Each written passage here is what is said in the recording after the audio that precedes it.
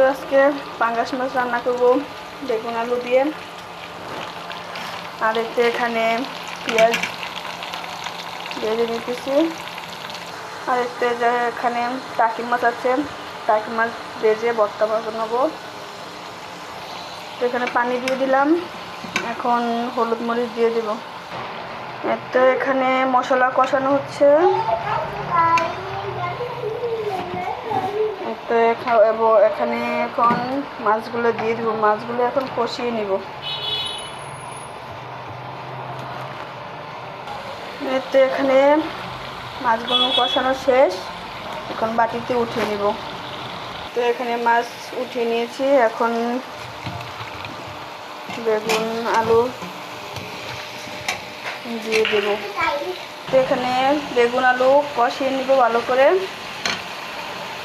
এখানে কষানো শেষ, এখন পানি দিয়ে দিব।